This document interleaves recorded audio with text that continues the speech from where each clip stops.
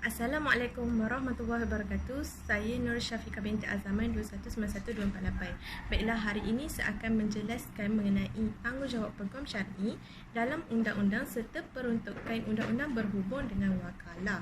Okey, tanpa mengenai masa, bahawasanya profesi peguaman syar'i ini bukanlah satu profesi yang asing lagi dan bukanlah satu profesi yang baru. Sebenarnya ianya telah digunakan sejak zaman Rasulullah SAW. Namun ianya bukanlah satu profesi yang khusus seperti mana yang digunakan pada hari ini. Okey, sekiranya kita memperkatakan mengenai peguam syar'i, maka kita tergambar bahawa peguam syar'i adalah seseorang yang menjadi peguam bagi tujuan membela anak guamnya di mahkamah syariah dalam kes-kes yang mahkamah syariah mempunyai bidang kuasa. Sudah semestinya anak guam ini memberikan sepenuh kepercayaan bagi tujuan mewakili diri mereka dalam kes yang dimohon atau yang dituntutnya. Okey, peguam syar'i juga mewakili seseorang dalam prosiding mahkamah serta berhak untuk bertindak dalam kes yang dipertikaikan sebagaimana diperuntukkan dalam kaedah-kaedah peguam syar'i negeri-negeri. Peguam syar'i juga dikhususkan kepada individu yang telah dilantik oleh seseorang yang merupakan pihak-pihak di dalam kes atau prosiding untuk membela serta mewakilinya dalam perbicaraan kes yang mahkamah mempunyai bidang kuasa. Hal ini merujuk kepada Seksyen 3 Enakmen Pentadbiran Agama Islam Negeri Selangor 2003 juga turut memberikan tafsiran mengenai siapakah peguam syar'i, iaitu sebagai peguam syar'i yang dilantik di bawah Seksyen 80 khususnya Subseksyen 1 Enakmen Pentadbiran Agama Islam Negeri Selangor 2003 yang mana menyatakan tertakluk kepada Subseksyen 2, 3 dan juga 4, majlis boleh menerima mana-mana orang yang mempunyai pengetahuan yang mencukupi tentang hukum syarak menjadi peguam syar'i bagi mewakili pihak-pihak dalam apa-apa prosiding di dalam mahkamah syariah. Okey, selain itu merujuk kepada Arahan Amalan 2002, peguam syar'i membawa maksud ertinya seseorang yang berkelayakan yang diterima sebagai peguam syar'i di bawah peruntukan undang-undang yang sedia ada dan termasuklah mana-mana pendakwa syar'i dan mana-mana orang yang dilantik di bawah Seksyen 3 Subseksyen 2 Akta Bantuan Guaman 1971 Akta 26. Okay. Tanpa melengahkan masa, saya akan menerangkan apakah tugasan atau peranan selaku peguam syar'i ini. Okey, sudah semestinya sebagai seorang peguam syar'i, ia membantu dalam melincingkan lagi perjalanan perbicaraan. Inilah tugas utama peguam syar'i, iaitu sebagai wakil mainkan peranan penting dalam prosedur mahkamah, sama ada ianya berada di pihak yang menuntut iaitu plaintiff dan juga pihak yang kena tuntut ataupun yang dituntut iaitu pihak defendant. Peguam syar'i membantu mahkamah melincirkan perjalanan perbicaraan dan seterusnya mempercepatkan keputusan yang dibuat oleh hakim. Kejayaan sesuatu kes ataupun suatu keputusan adalah bergantung di atas peranan peguam syar'i tersebut. Dengan adanya bukti yang kukuh, hujah yang jelas, yang kemas dan fakta yang jelas, niscaya suatu keputusan sudah semestinya akan membantu hakim buatkan keputusan dengan lebih cepat. Kes yang diwakili peguam lebih cepat diselesaikan berbanding kes yang tidak diwakili oleh peguam. Namun terdapat juga kes yang tidak perlu mewakili kepada peguam, misalnya dapat dilihat Seksyen 47 iaitu persetujuan perceraian secara permohonan perceraian secara persetujuan bersama, yang mana tidak perlulah melantik peguam syar'i dan anak guam boleh melakukan maknanya plaintiff pihak-pihak boleh melakukan sendiri kerana jika telah terdapat persetujuan antara kedua pihak, maka kes itu tidak makan masa yang lama lah. Tak memerlukan kepada satu hujah ataupun penyampaian fakta yang begitu jelas dari sudut yang diwakili oleh pihak syar'i itu sendiri. Boleh, tapi maksudnya dan boleh juga untuk dilakukan sendiri jika terdapat persetujuan secara bersama. Kemudian peranan peguam syar'i juga dalam membantu anak guamnya dengan memberi himan nasihat dan kaunseling lah. Di sini bukanlah dinyatakan kaunseling seperti mana yang dapat di pejabat agama atau sebagainya. Di sini hanya peguam syar'i berperanan beri himat nasihat dan kaunseling kepada anak guamnya, terutama dan meredakan tekanan dan penjelasan secara sepenuhnya dan jelas apa yang akan berlaku sepanjang prosiding tersebut, khususnya dalam kes-kes yang melibatkan pembuktian pembuktian yang kukuh seperti kefasa. Okey, di sini para peguam syar'i perlu menjelaskan atau menerangkan kepada anak guam khususnya dari sudut masa prosiding berlangsung. Okey. Di sini wajarlah kerana jika kita membicarakan mengenai pelantikan peguam syar'i itu sendiri, kita bayangkan bahawa sudah semestinya anak guam perlu kepada bayaran guaman sebelum satu kes itu dibuka atau diwakili oleh peguam syar'i. Maka di sini kita tidak ingin menimbulkan satu perasaan tidak senang khususnya anak guam terhadap peguam syar'i dan juga akan turut menjejaskan nama mahkamah syariah itu sendiri. Namun begitu bagi kes jenayah misalnya, sudah semestinya peguam syar'i tersebut mewakili anak guamnya atau OKTIS supaya diringankan hukuman, dirayui kaji semula atau diketepikan. Okey, di sini juga peranan peguam syar'i mewakili anak guamnya jika anak guamnya tidak berpuas hati dengan keputusan yang dibuat oleh hakim, maka peguam syar'i akan mewakili untuk membuat satu rayuan ke mahkamah yang lebih tinggi. Okay, jika seseorang atau anak guam tidak puas hati dengan keputusan yang dibuat oleh mahkamah, maka wakil atau peguam syar'i tersebut bolehlah membuat rayuan ke mahkamah yang lebih tinggi mendapat keadilan yang sewajarnya. Begitu juga jika telah disabitkan dengan sesuatu kesalahan bagi dalam kes jenayah misalnya, maka peguam syar'i tersebut bolehlah mewakili anak guamnya untuk buat rayuan di mahkamah lebih tinggi supaya diringankan hukuman ataupun dikaji semula ataupun diketepikan keputusan yang telah diputuskan. Tugas peguam syar'i membantu mahkamah agar dapat menghukum dengan adil, tepat dan juga berkesan. Peranan peguam syar'i juga di sini sangat memainkan peranan yang penting kerana pada peringkat mahkamah yang lebih tinggi iaitu mahkamah rayuan ini lebih besar berbanding proses rayuan itu ada lebih besar berbanding perbicaraan di mahkamah rendah kerana ia melibatkan lebih banyak tata cara dan proses penghujahan hukum syarak dan juga undang-undang. Okey, baiklah. Bagi orang atau pihak yang ingin menggunakan khidmat peguam syar'i pula untuk mewakili beliau dalam apa-apa prosedur di mahkamah syariah, hendaklah terlebih dahulu mematuhi prosedur atau tata cara mahkamah syariah yang tertentu. Salah satunya ialah berkenaan dengan penyempurnaan wakalah peguam syar'i. Okey, baiklah. Apakah itu wakalah? Wakalah ini bermaksud menyerahkan atau mewakilkan sesuatu urusan kepada seseorang.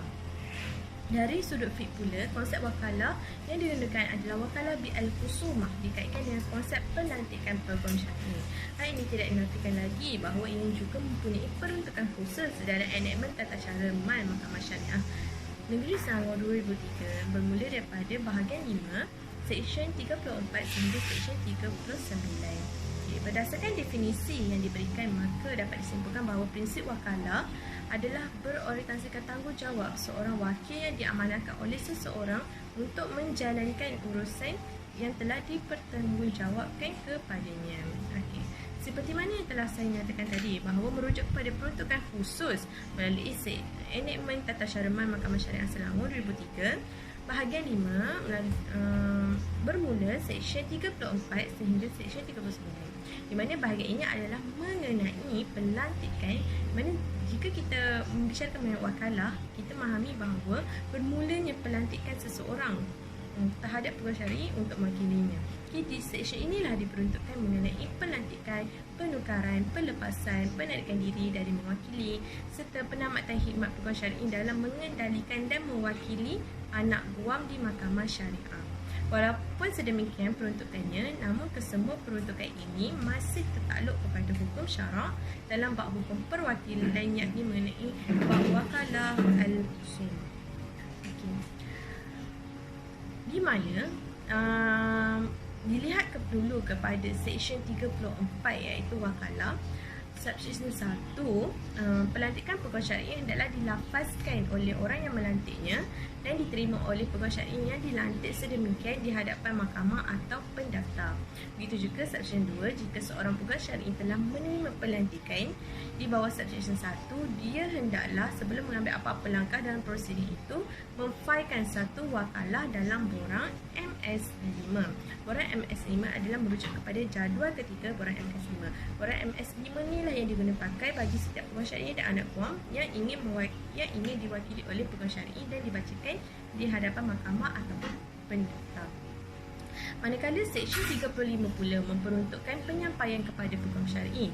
Jika seseorang peguam syar'i mewakili lebih daripada satu pihak dalam apa-apa prosiding, penyampaian satu salinan apa-apa dokumen kepada peguam syar'i itu hendaklah menjadi penyampaian yang mencukupi kepada semua pihak itu.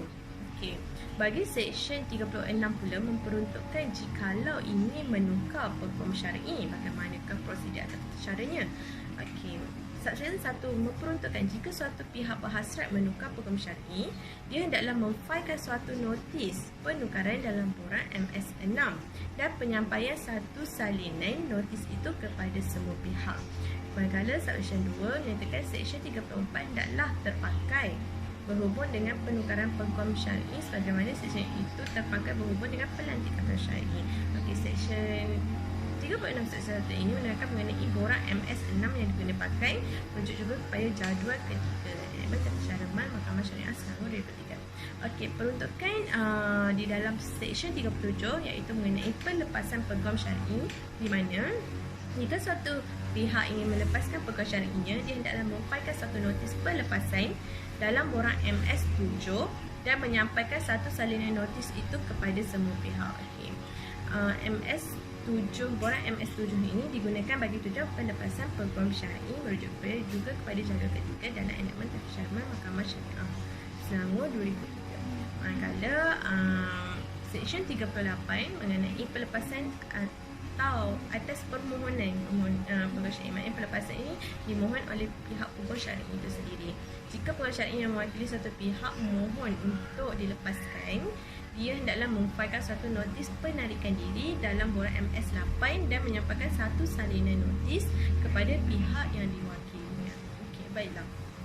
Saya membawa satu contoh kes hari ini mengenai wakalah, ketidaksempurnaan wakalah yang difailkan atau difailkan oleh pihak defendant satu notis bantahan awal lah atas tujuan menyatakan bahawa wakalah pihak plaintiff tidak disempurnakan mengikut prosedur yang sebetulnya. Okey.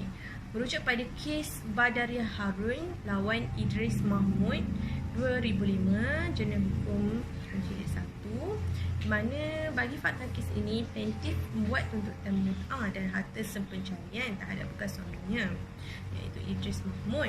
Terhadap prosedur ini, pihak defendant telah memfailkan satu notis bantahan awal untuk membatalkan tindakan tuntutan plaintiff tanpa perlu memfailkan pleading pembelaan maupun dijalankan pembicaraan untuk prosedur induk yang berkenaan. Isu utama dalam kes ini adalah bantahan awal yang telah difailkan oleh pihak defendant tersebut berkaitan wakalah sama ada ianya disempurnakan secara teratur mengikut prosedur dan juga syarat. Defendant mengatakan bahawa wakalah antara plaintiff dan peguam plaintiff tersebut tidak berlaku di hadapan pendaftar atau hakim seperti mana peruntukan Seksyen 34 Seksyen 1 Enakmen Tata Cara Mal Mahkamah Syariah Negeri Selangor 2003 berikut. Okey, seperti mana yang saya telah terangkan sebentar tadi lah. Okay, di mana dalam kes ini defendant mendakwa tanda tangan peguam syar'i pihak plaintiff dan pleading mut'ah dan juga harta sepencarian adalah tidak sah kerana plaintiff itu sendiri tidak melafazkan wakalah kepada peguam syar'inya sebagaimana aturan bawah Seksyen 34 Seksyen 1 Enakmen Tata Cara Mal Mahkamah Syariah Negeri Selangor 2003. Dengan kata lain, plaintiff hendak menyempurnakan wakalah terlebih dulu. Okey, namun di sini mahkamah bersetuju dengan hujah pihak defendant. Keadaan ini tidak benar-benar berlaku, bukan lagi satu kesilapan ataupun khilaf dari segi fakta yang membawa kesan kepada kerusakan prosiding kedua-dua. Tuntutan plaintiff, kesilapan plaintiff tersebut adalah dari segi pleading, iaitu wakalah pelantikan peguam syar'i yang boleh membawa kepada tindakan peguam syar'i adalah tidak sah sejak mula lagi. Kesilapan wakalah tidak boleh dibetulkan atau dipindah, tapi hanya boleh dibatal, dilepaskan atau ditarik balik atau dibuat pertukaran peguam syar'i baru seperti peruntukan dalam seksyen yang diterangkan sebelumnya, iaitu Seksyen 36, 37 dan juga 39 Enakmen Tata Cara Mal Mahkamah Syariah Negeri Selangor 23. Soalnya, adakah benar dakwaan defendant tersebut terhadap pihak plaintiff? Okey, namun di sini plaintiff telah menyatakan bahawa dokumen tersebut telah dimeteraikan di hadapan penolong pendaftar Mahkamah Rendah Syariah Gomak Timur di Keramat pada 20/12/2004 sebagaimana ditunjukkan secara kolektif dalam lampiran 1. Begitu juga mengikut arahan Amalan 22, lafaz wakalah, ikrar dan affidavit bolehlah dibaca di hadapan hakim, pendaftar, bersuluh, penolong pendaftar atau mana orang yang diturunkan kuasa berhubung dengannya. Okey, di sini mahkamah merujuk khususnya kepada enactment tersebut atau peruntukan section tersebut bagi rujukan utama. Dengan itu, keputusan setelah mahkamah meneliti bantahan awal pihak defendant berkait rapat dengan wakalah plaintiff dalam tuntutan notis bantahan awal tersebut, tuntutan mahkamah ini bidang kuasa untuk mendengar dan memutuskan dah hujah jawapan bertarikh 8/2/2005 dengan sokongan lampiran yang tunjukkan dah hujah balas defendant bertarikhkan 21/3/2005 juga disokong lampiran ini menunjukkan bahawa mahkamah berpuas hati dan ia menunjukkan tiada kesilapan fakta dan semuanya adalah teratur, dan mahkamah berpuas hati dengan hujah yang dikemukakan oleh pihak plaintiff. Okey, baiklah, di sini kesimpulan yang dapat kita lihat bahawasanya setiap pelantikan seseorang ke atas peguam syar'i bagi mewakili dirinya, maka telah secara jelas diperuntukkan melalui Seksyen 34 pelantikan peguam syar'i atau wakalah itu memenuhi syarat atau prosedur tata cara main Mahkamah Syariah itu sendiri, dan bukanlah ia boleh dibuat sesuka hati dengan melantik tanpa melalui satu tata cara khusus atau prosedur yang mesti melalui borang MS5. Begitu juga bagi penarikan ataupun penarikan peguam ataupun penukaran peguam syar'i. Okey, sampai di situ sahaja penerangan saya mengenai apakah tanggungjawab atau peranan oleh peguam syar'i dan juga peruntukan khusus berhubung dengan wakalah atau pelantikan peguam syar'i melalui enactment tata cara mal Mahkamah Syariah Negeri Selangor 23 khususnya. Sekian, terima kasih. Assalamualaikum warahmatullahi wabarakatuh.